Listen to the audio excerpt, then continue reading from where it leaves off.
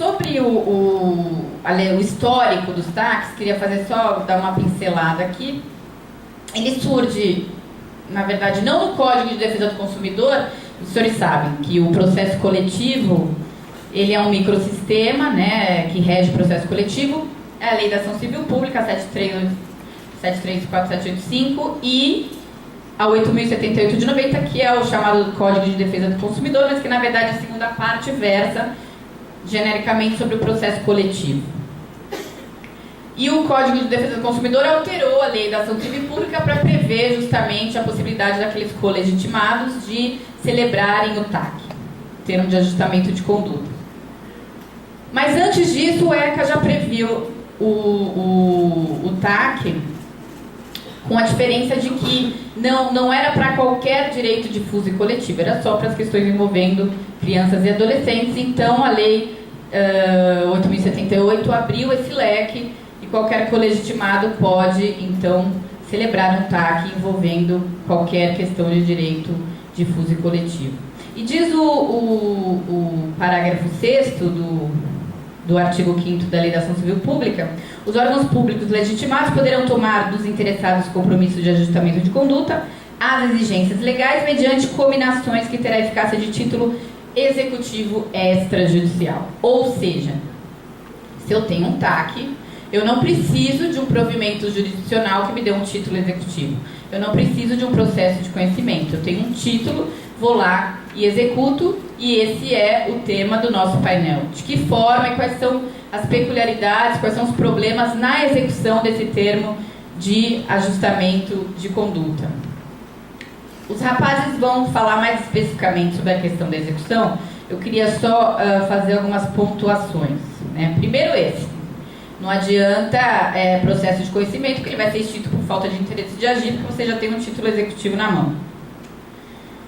E que o risco, e que o inadimplemento é um risco bem provável, né? Como todo título, você tem uma sentença, não quer dizer que o condenado vai cumprir. Ou mesmo quando você tem um acordo, que a chance de cumprir é maior, porque o gajo foi lá e assumiu esse compromisso voluntariamente, ele pode ser descumprido. E aí eu vou ter que me valer, então, do processo executivo coercitivo para isso. Questão da nulidade.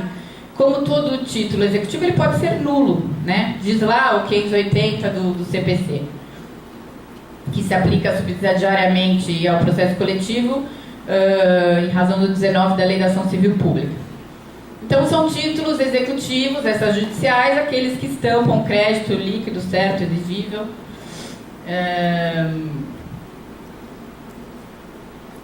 Quando ele será nulo, então? Vamos supor que eu tenho um TAC que tutele um bem tombado. Então, o proprietário foi obrigado a refazer um determinado afresco de uma parede de um bem em razão de um tombamento. E faz o TAC com o Ministério Público ou com a Prefeitura, enfim, com o órgão ambiental ou de cultura.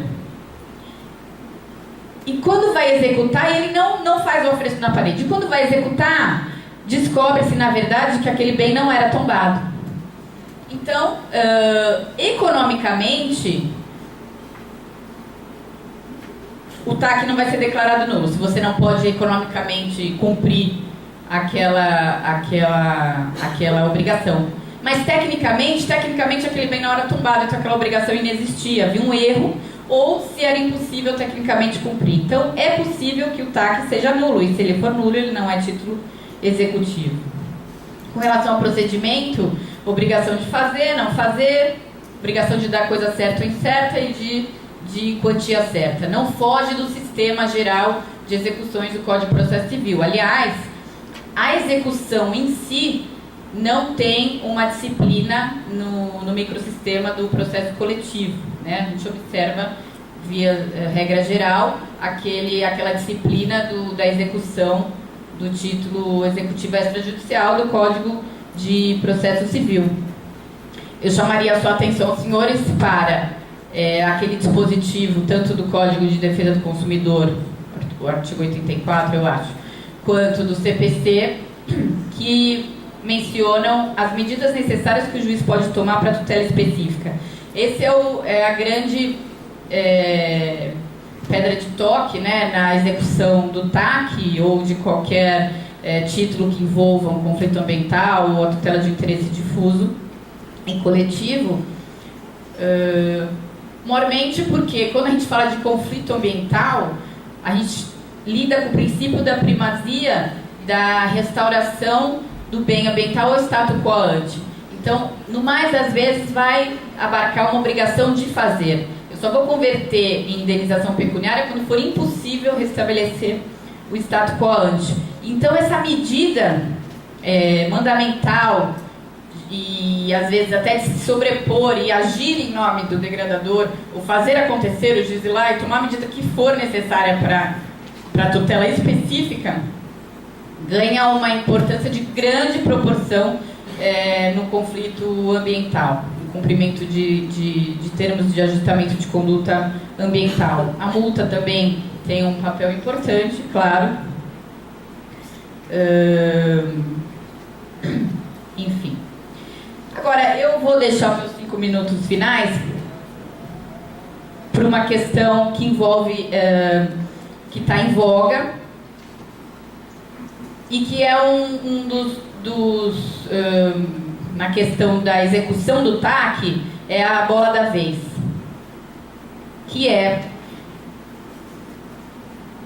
conflito intertemporal de leis no que tange ao novo Código Florestal.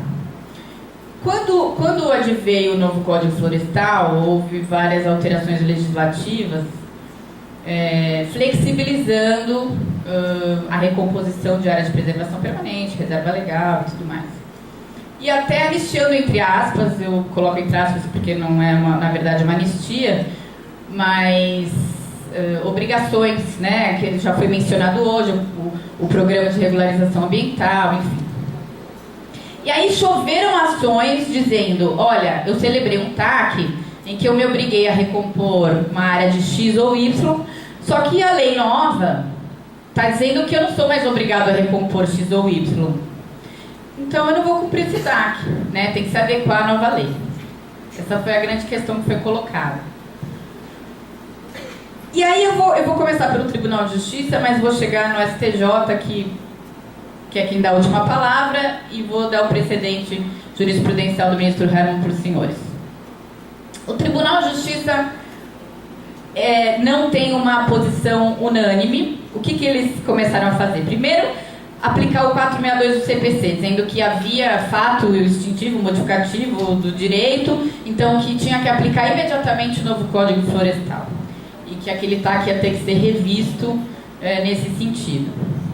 Há outros precedentes do próprio Tribunal de Justiça de São Paulo dizendo não, invocando o princípio da proibição do retrocesso e o ato jurídico perfeito, que é o TAC, e que ele teria que ser cumprido da mesma forma que uma sentença transitada em julgado sob a égide da legislação anterior. Quem colocou uma pá de cal, eu não diria que foi uma pá de cal, né?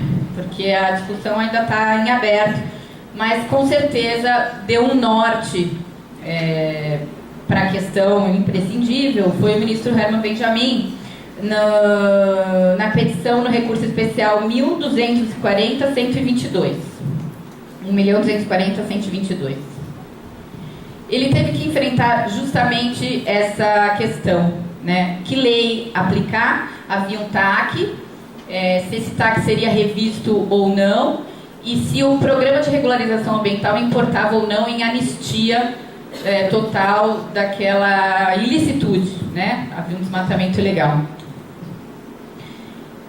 E o ministro Herman, então, num voto brilhante, como só, eu aconselho os senhores a pegarem esse precedente e lerem, assim, não há novidade nenhuma aqui, né? Todo mundo sabe, já abriu a Constituição e sabe que ato jurídico perfeito, coisa julgada e direito adquirido tem que ser respeitado. Isso é direito fundamental da Constituição.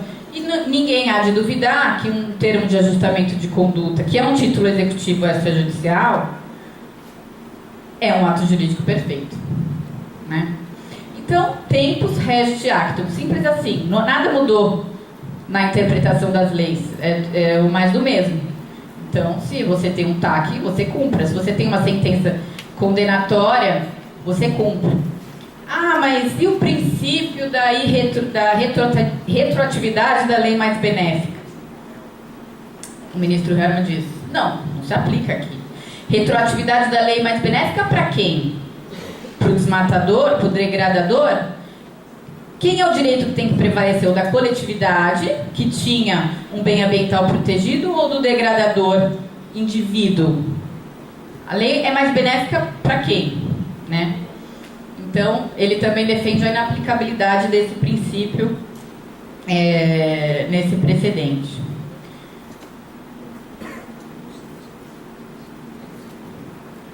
Enfim, 19 minutos e 40 anos.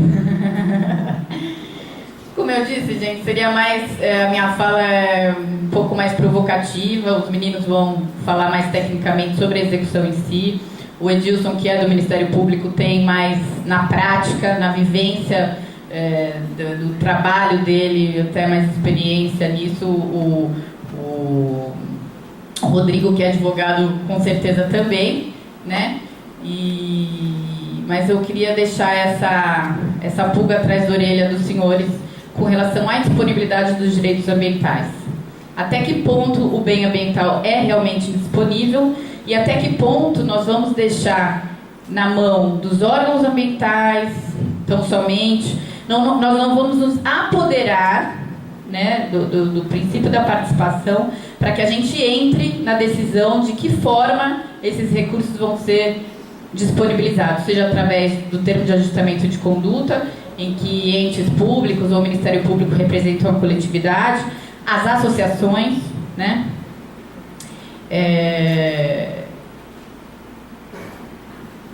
Então, essa disponibilidade ela não é absoluta e nós temos, então, que nos apoderar desse jogo para participar e escolher efetivamente de que forma serão disponibilizados esses recursos para as presentes e futuras gerações. Muito obrigada.